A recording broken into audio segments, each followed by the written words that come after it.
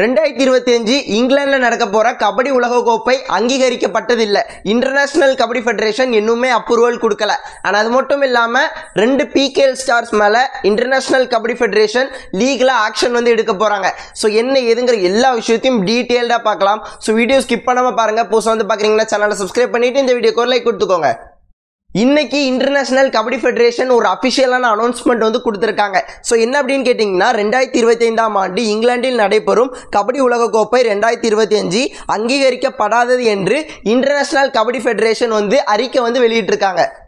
உலக கபடி கூட்டமைப்பு அதாவது வேர்ல்டு கபடி ஃபெடரேஷனுக்கு கீழே ஏற்பாடு செய்யப்பட்ட இந்த ஒரு நிகழ்வு பார்த்தீங்கன்னா அதிகாரப்பூர்வ நிர்வாக குழுவால் அங்கீகரிக்கப்படவில்லை அப்படிங்கிற மாதிரி இன்டர்நேஷனல் கபடி ஃபெடரேஷன் இன்னைக்கு இந்த அறிக்கையை வெளியிட்டிருக்காங்க.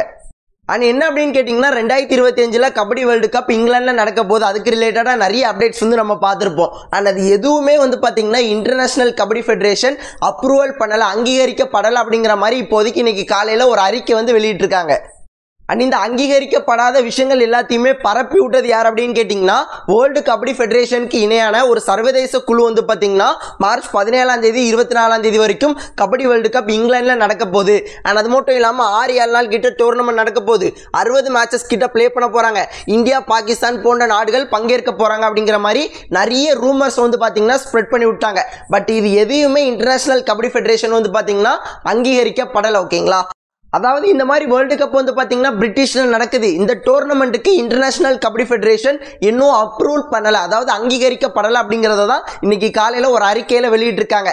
இந்த ஒரு அங்கீகரிக்கப்படாத டோர்னமெண்ட்ல இந்தியன் டீமை ரெப்ரசென்ட் பண்ணி ராகேஷ் நர்வால் அப்புறம் பார்த்தீங்கன்னா அமித் குட்டா 2 PKL ஸ்டார்ஸ் பிளே பண்ண போறதா இருந்திருக்காங்க. அண்ட் அவங்களுக்கு அகைன்ஸ்டா IKFA பார்த்தீங்கன்னா லீகலா ஆக்ஷன் எடுத்திருக்காங்க.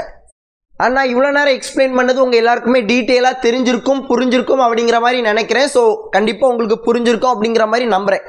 ஆனால் அது மட்டும் இல்லாமல் நாளைக்கு யுவா கபடி சீரிஸோட ஆல் ஸ்டார் சாம்பியன்ஷிப்பில் நம்ம பழனி டஸ்கஸ் டீம் பார்த்தீங்கன்னா சாயங்காலம் 4 மணிக்கு வாரியர்ஸ் KC டீமுக்கு அகேன்ஸ்டாக ப்ளே பண்ண போகிறாங்க. இந்த மேட்சஸை ஃப்ரீயாக ஃபேன் கோடில் பார்க்கலாம். அண்ட் யூடியூப்லேயும் லைவாக சர்ச் பண்ணி பார்த்தீங்கன்னா வரும்.